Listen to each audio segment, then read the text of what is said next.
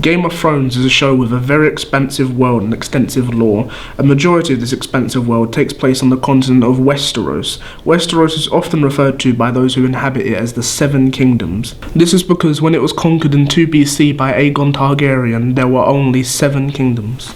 The Kingdom of the North, the Kingdom of the Mountain and the Vale, the Kingdom of the Isles and Rivers, the Kingdom of the Rock, the Kingdom of the Stormlands, the Kingdom of the Reach and Dawn. After Aegon's conquest, the Kingdom of the Isles and Rivers would be separated into the Riverlands and the Iron Islands, bringing the number of kingdoms to 8, until the newly crowned King of Westeros, Aegon, would decide to rule from a new kingdom, the Crownlands, bringing the number of kingdoms to 9. A lot of the names of the kingdoms would also be changed, with the 9 kingdoms being named the North, the Westerlands, the Stormlands, the Iron Islands, the Riverlands, the Vale, the Reach, the Crownlands, and Dawn.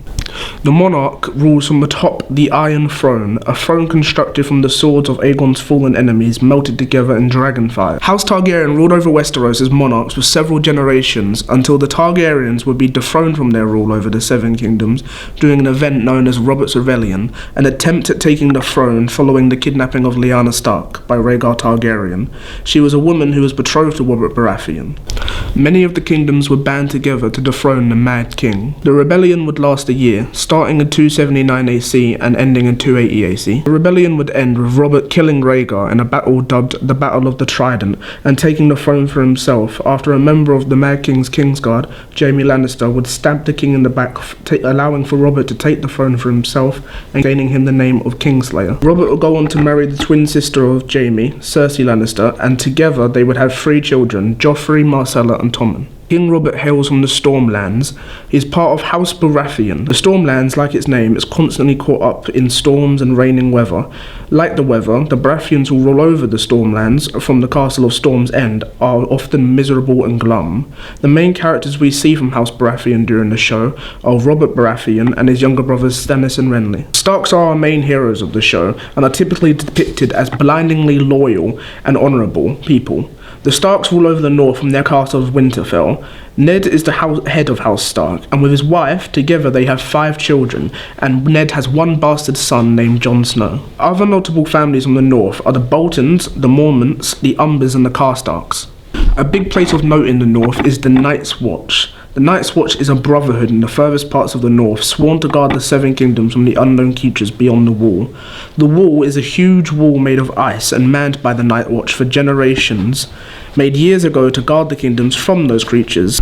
What is beyond the Wall is mostly unknown. However, beyond the Wall is the home of the Wildlings, a group of people just trying to survive out there who have a fierce rivalry with the Night's Watch. But the main threat beyond the Wall are the White Walkers, who are just like ice-like zombies. The main conflicts of the show centre around the rivalry between the Starks and the Lannisters. The Lannisters are the royal house of the Westerlands, which they rule over from their castle of Casterly Rock. The head of House Lannister is Tywin, the man who brought his family into the prominence it has now. Tywin has 3 children, twins Jaime and Cersei, and Tyrion. Tywin's son Jaime is a member of the Kingsguard, which prohibits him from inheriting any lands or having any children. The Lannisters are the richest family in Westeros, and because of this, a lot of families owe them debts, including the crown. Their wealth comes from their location of their home, which is said to be atop a bunch of gold.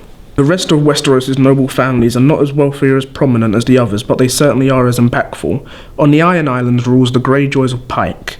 The Greyjoys command the largest fleet in the whole of Westeros, making them a formidable foe in battle. The ruler of the Iron Islands is known as the Salt King.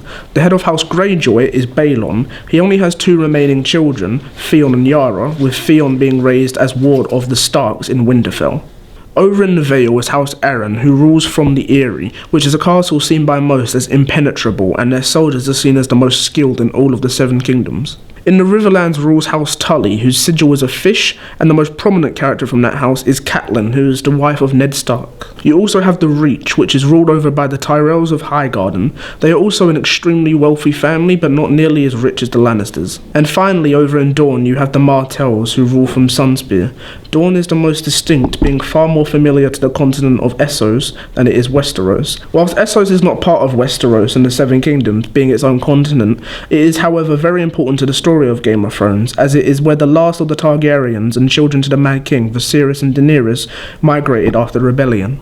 Viserys hopes to one day retake the throne of his family, with his main plan being to marry off his sister to Khal Drogo, the Khal and the Dothraki, who are a very violent group of people who worship the horses that they ride on.